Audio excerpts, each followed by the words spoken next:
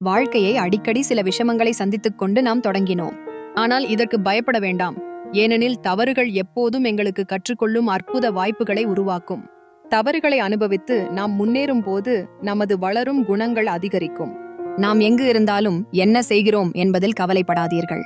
உண்மையில் சந்தோஷமா இருக்கலாம் என்பது மிக முக்கியமானது. ஒருவர் எடுத்த முயற்சியால் தனக்கு ஒரு திறன் கிடைக்கும் என்பதை உணர்ந்து உள்ளார்ந்த சந்தோஷம் அடைய வேண்டும். வாழ்வில் உள்ள சிறிய சிறு விஷயங்களை மகிழ்ச்சியுடன் அனுபவிக்கும் திறனை வளர்க்க வேண்டும். துளியெல்லாம் பக்கம் ஒரு மழையாகவும் விதைப்பதில் உழைப்பு படுத்திய தண்டியும் உழைப்பிலும் மண் பொன்னாக இருப்பது போலவே இருக்க வேண்டும். நமது அழகான எண்ணங்களுக்கு அடிப்படை ஏற்படுத்தி வாழ்க்கையின் அழகான பயிர்களை வளர்க்க முயற்சிக்க வேண்டும். மனம் உடைந்துவிட்டால் கூட புதிய உற்சாகத்தை காண்பிக்கவும் உறுதி வைக்கவும் நமக்கு ஆரம்பிக்க வேண்டும். துயரங்கள் என்பது துரத்துகின்றன. அதற்கு கவலை காட்டாமல் தன்மையுடன் எதிர்கொண்டு நாம் ஆறுதல்களை தொடுப்போம். தோல்விகளை வேள்வியாக்கி தடைகளை உடைத்தால் உயர்ந்த இலட்சியங்களை நோக்கி முன்னேறலாம்.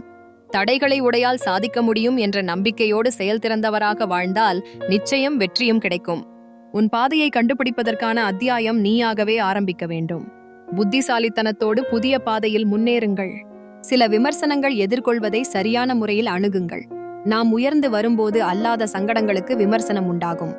ஆனால் அதை விட்டுவிடாமல் நமது இடத்தை தனிப்பட்டதாகவே கொண்டு வெற்றியையும் புகழையும் கையாண்டிட வேண்டும். என்றும் உன்னை நேசி, உன் உடல் ஆரோக்கியமாகவும் மகிழ்ச்சியாகவும் இருக்க வேண்டும். இயற்கை சார்ந்து வாழ்ந்தால் உடலில் சாதிக்க வழியினை உருவாக்கி பழகுங்கள்.